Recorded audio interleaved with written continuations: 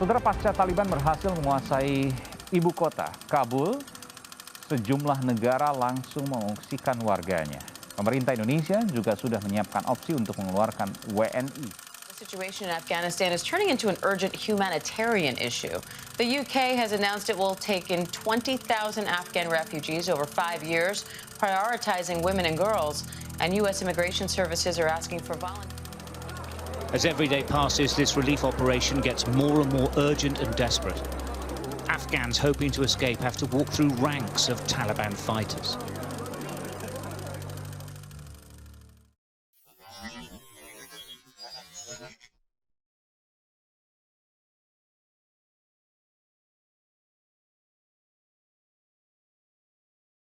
Assalamualaikum warahmatullahi wabarakatuh. Halo semuanya. Di bulan Agustus 2021 ini, di tengah kondisi Indonesia yang sedang merayakan 76 tahun kemerdekaannya, ada satu berita lain yang cukup mengagetkan, yaitu kondisi Afghanistan yang sedang dilanda kekacauan parah pasca kelompok Taliban yang berhasil menguasai ibu kota Kabul, Afghanistan, beberapa hari yang lalu. Cukup ironis sekali bagi saya ketika kita di sini merayakan kemerdekaan, sedangkan masih banyak negara di luar sana yang berjuang untuk mendapatkan kemerdekaannya, salah satunya Afghanistan. Bukan hanya kemerdekaan dari segala bentuk penjajahan, tapi juga kemerdekaan untuk bisa hidup dengan aman dan nyaman, yang mana sampai saat ini di Afghanistan belum terwujud sama sekali. Di video kali ini saya akan mencoba membahas sedikit mengenai apa yang sebenarnya terjadi di Afghanistan dan sedikit membahas sejarah panjang negara yang selama beberapa dekade ini atau selama beberapa puluh tahun ini tidak memiliki pengalaman lain selain perang.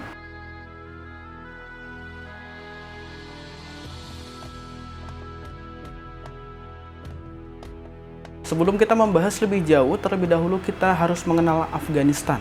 Jadi Afghanistan adalah negara yang sebenarnya terkurung daratan. Jadi negara ini tidak memiliki akses terhadap laut. Wilayah Afghanistan itu meliputi kurang lebih ada 652.000 km persegi, menjadikannya negara terbesar ke-41 di dunia. Ya, berdasarkan kondisi geografis inilah yang nanti cukup berperan dalam kondisi politik dan juga konflik yang terjadi bertahun-tahun yang ada di sana. Sebelum memasuki era modern yang penuh dengan peperangan saat ini, sebenarnya Afghanistan sudah memiliki peradaban yang sangat panjang dalam sejarah. Selain rumah dari berbagai suku bangsa, Afghanistan juga pernah menjadi target penaklukan, mulai dari Alexander Agung hingga bangsa Mongol. Kemudian dilanjutkan juga dengan penaklukan dari Kekaisaran Rusia hingga Kerajaan Inggris. Namun, sepanjang sejarah penaklukan yang terjadi di Afghanistan dan juga peperangan yang terjadi di era modern, Afghanistan pernah merasakan masa damai yang berlangsung kurang lebih selama 40 tahun. Periode ini disebut juga dengan periode terpanjang stabilitas di Afghanistan yang terjadi di tahun 1933 hingga tahun 1973 ketika negara itu di bawah kekuasaan Raja Zahir Shah. Ya, Afghanistan juga pernah punya raja sebelum banyaknya kudeta dan konflik yang terjadi saat ini. Ya, ada 40 tahun masa di mana Afghanistan menjadi negara yang sangat damai, walaupun sekarang sudah menjadi negara yang sangat kacau dari peperangan, efek peperangan.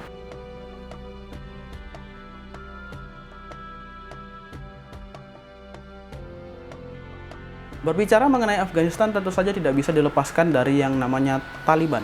Bagaimana kelompok ini bisa terbentuk? Jadi Taliban, jika kita artikan secara harafiah atau secara bahasa, Taliban itu berarti murid atau pelajar. Ya, pada awalnya mereka adalah pelajar yang berguru kepada seorang mullah yang bernama Muhammad Omar.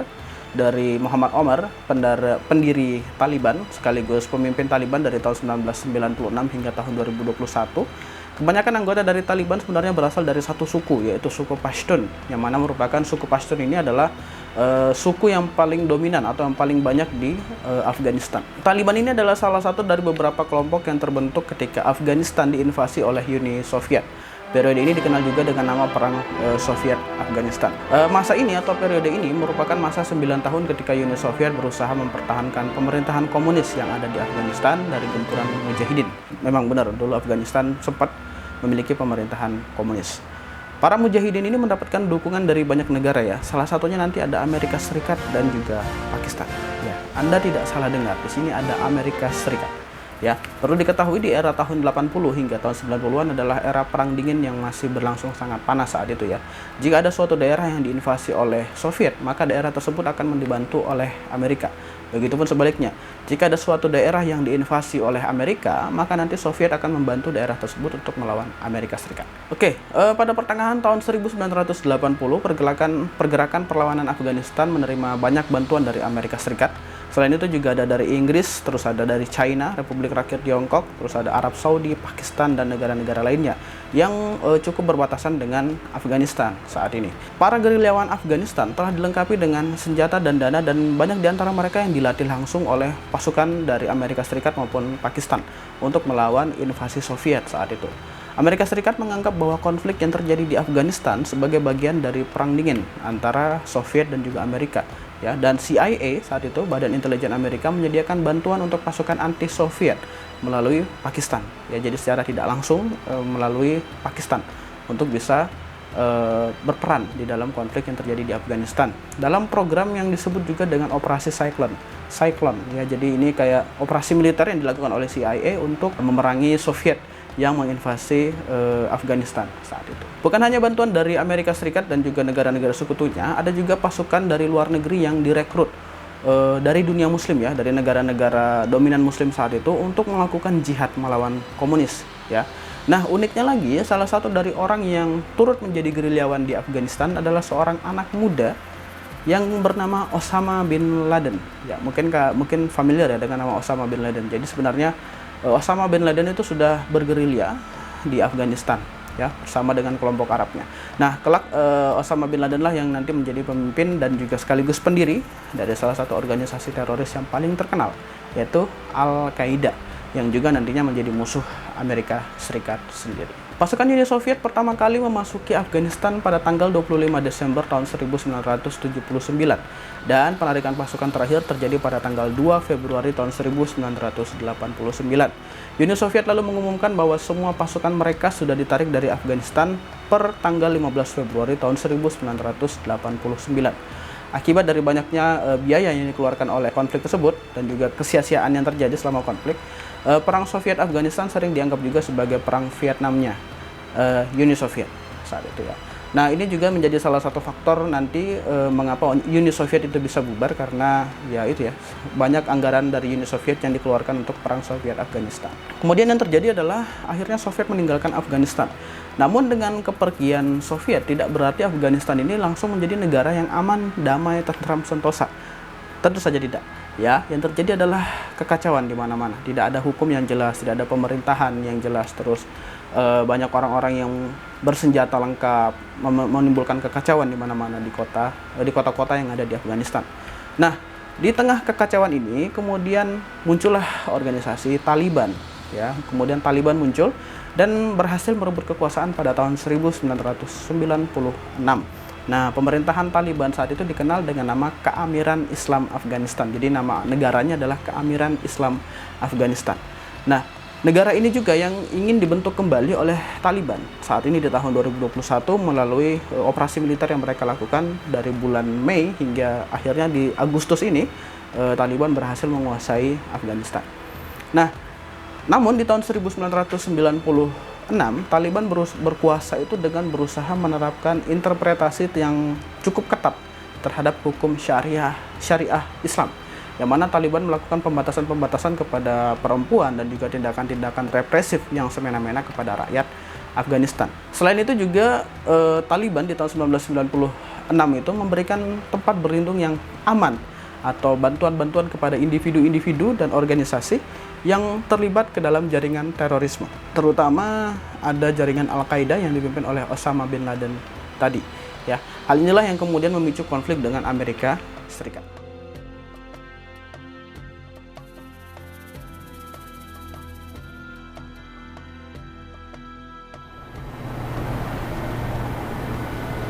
Boom!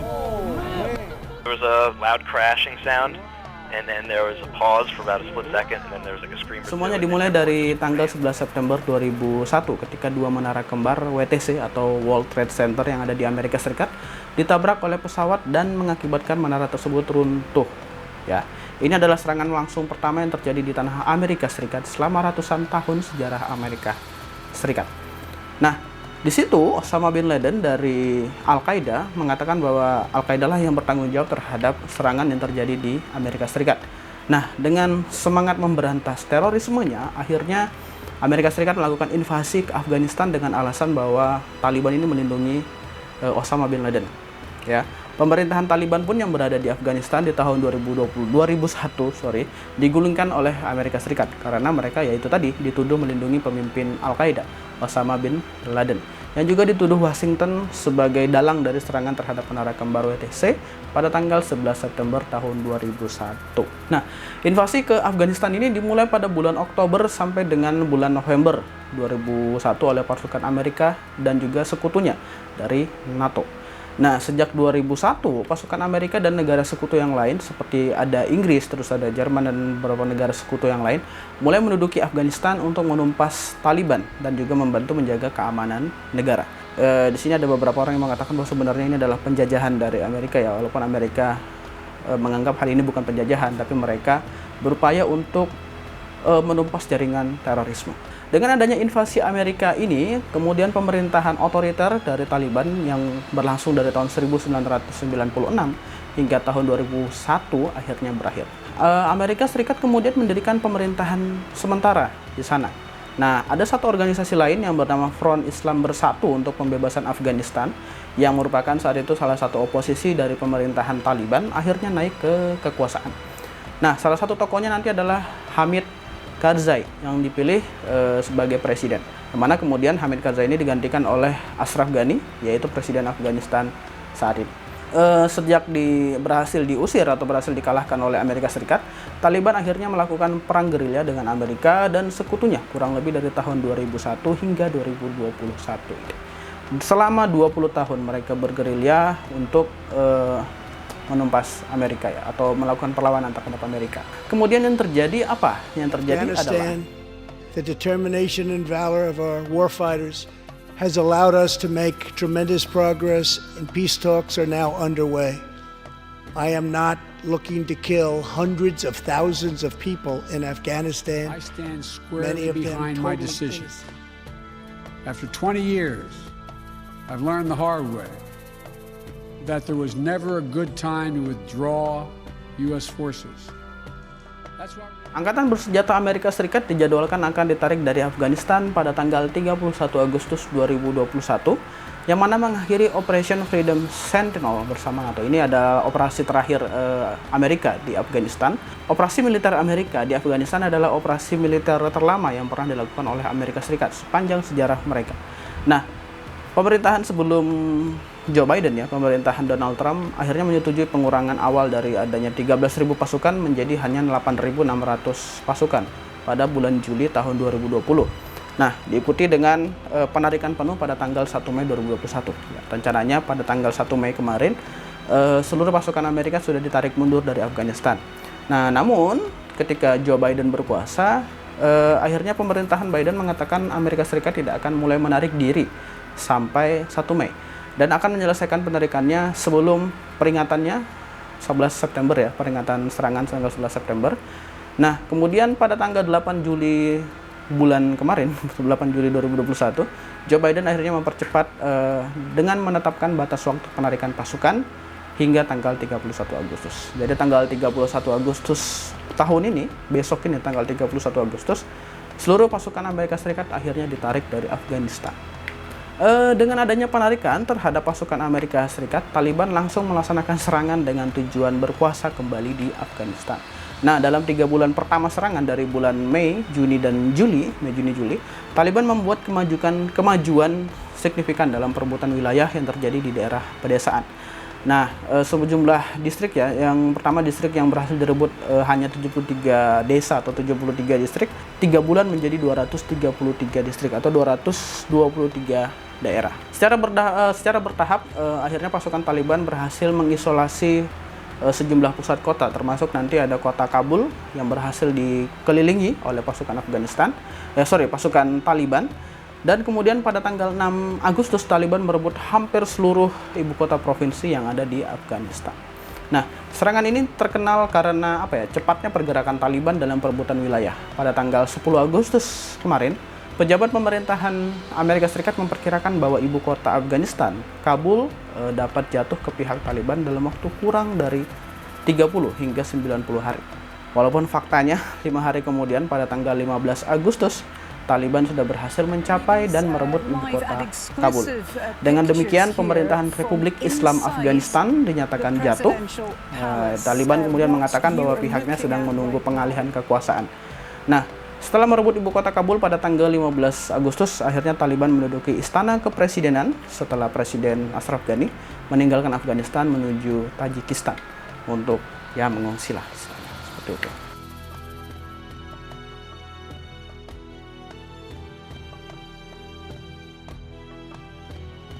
Nah, yang menjadi pertanyaan orang-orang saat ini adalah apakah Afghanistan akan menjadi negara yang lebih baik ketika Taliban berkuasa? Tidak ada yang tahu seperti apa. Jawabannya tidak ada yang tahu ya seperti apa. Perkembangan politik di sana dan dunia internasional masih sulit ditebak, namun beberapa tokoh banyak yang berharap jika Taliban mampu belajar dari pengalaman mereka selama 20 tahun bergerilya, mereka akan mendirikan pemerintahan yang baik di Afghanistan. Ya, mereka pasti belajar bahwa rakyat Afghanistan sangat tidak suka dengan pemerintahan yang represif. Dan ini juga yang menjadi poin-poin yang dijanjikan oleh Taliban atau tokoh-tokoh Taliban di berbagai kesempatan konferensi pers yang mereka lakukan beberapa hari ini pasca menguasai Afghanistan. Kedepannya kita hanya bisa berharap Afghanistan dapat menjadi negara yang lebih baik dan mendapatkan kemerdekaan mereka ya. Kemerdekaan untuk bisa hidup lebih baik, hidup lebih aman, lebih nyaman setelah puluhan tahun hidup di dalam konflik. Oke? Saya Renaldi, terima kasih sudah menonton video ini. Jika kalian memiliki pertanyaan, silakan tanyakan di kolom komentar yang ada di bawah. Jika kalian merasa konten ini bermanfaat, pertimbangkan untuk subscribe channel ini. Sekian dari saya, jika ada salah kata mohon maaf. Saya akhiri, Assalamualaikum warahmatullahi wabarakatuh. Viva Historia.